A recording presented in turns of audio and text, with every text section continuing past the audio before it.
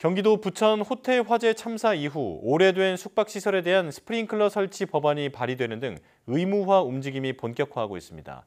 하지만 최근 5년 동안 공동주택에서 난 화재에서 스프링클러가 정상 작동한 경우가 10% 수준에 불과한 것으로 나타나 실효성을 높이는 것도 중요하다는 지적이 나옵니다. 윤웅성 기자입니다.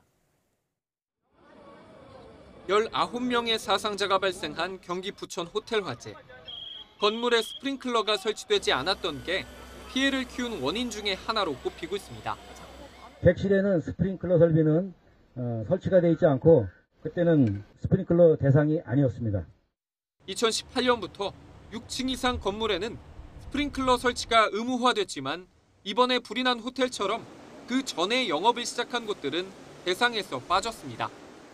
같은 이유로 스프링클러가 설치되지 않은 노후 건물에서 화재로 인한 비슷한 피해가 반복될 때마다 확대 움직임은 있었지만 실제 의무화로 이어지진 못했습니다.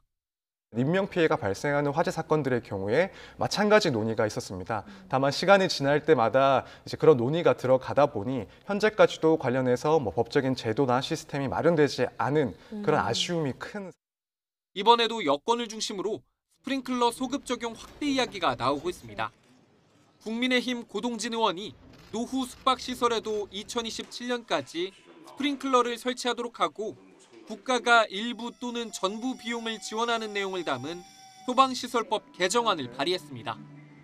숙박업계도 이번 참사를 통해 스프링클러의 중요성을 절감한다면서도 코로나19 이후 경영난이 이어지고 있는 만큼 충분한 지원책이 절실하다는 입장입니다.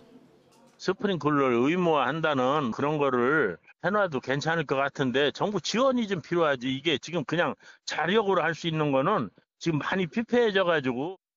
설치만큼이나 불이 났을 때 스프링클러가 제대로 작동하도록 관리하는 게 더 중요하다는 지적도 나옵니다.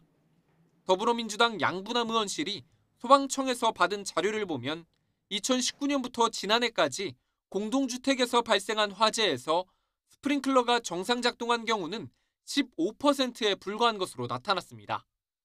전문가들은 성능과 유지관리 기준 등을 보다 정교하게 제시할 필요가 있다고 조언합니다. 필요로 하는 만큼의 성능이 제대로 갖춰져 있을 만큼 시스템이 들어갈 수 있는지, 그 다음에 또 하나는 이게 유지관리도 그렇거든요. 정책을 조금 더 정교하게 만들어야지 단순히 그냥 없어서 위험하니까 달아라 라고 하는 아주 단순한 접근으로는 좀 바람직하지 않다. 숙박업계는 다음 주 정부와 국회에 노후 건물 스프링클러 설치 확대를 위한 지원책 마련을 건의할 계획입니다. YTN 윤웅성입니다.